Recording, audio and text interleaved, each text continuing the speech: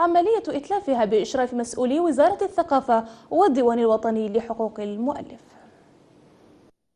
تنامي القرصنة واتساع رقعة السوق الموازية صار بمثابة قنبلة موقوتة تهدد واقع سوق الأشرطة الفنية. مواطن تهمه النوعية وآخر تغريه الأثمان المنخفضة. تدوين 11 قضية في الفضاء الإلكتروني من بين المشاكل التي أعاقت انضمام الجزائر لمنظمة التجارة الدولية.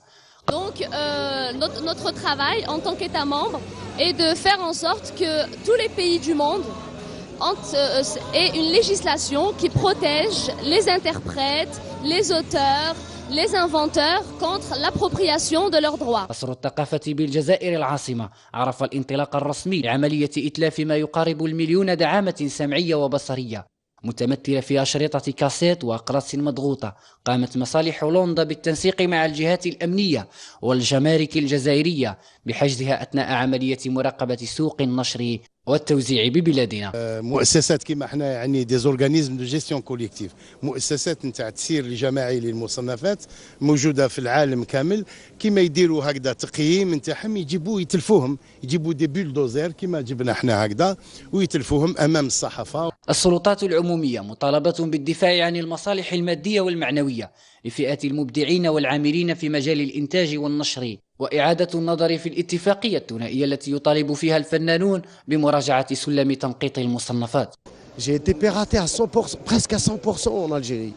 Il y a des albums, ils sont même pas sur, je les ai même pas signés. C'est-à-dire كاين شي كاين لي زالبوم ديالي اللي ما سينيتهمش ميم با شي لي بروديكتور وراهم يتباعوا باطل. كارثه كما هذه راه يعاني منها العالم كل، ولكن احنا في الجزائر نحمدوا ربي انهم في يوم من الايام تكاكاو تفطنوا للامر. الاول من الناحيه الاخلاقيه يعني حقوق التاليف طبعا الخاصه بالجزائريين ضروري ألا تباع في السوق السوداء. وفي الوقت الذي يظل التأطير القانوني في الجزائر مفتقرا إلى التطبيق، صارت مراقبة مختلف المؤسسات والمهرجانات الفنية والقاعات السينمائية والمسارح أمرا ملحا من خلال تجند عديد القطاعات والوزارات في عمل مشترك. بلال لوراري، الشروق تيفي. في إطار زيارة قادته إلى الشرق الأوسط تباحث خلالها حول الأزمة السورية. وصف المبعوث الأممي الأخضر إبراهيم أمس اقتراحات بغداد بالمهمة جدا، مؤكدا أنه لن يستثني أي مبادرة تصب في اتجاه إيجاد حل للأزمة وإنقاذ الشعب السوري.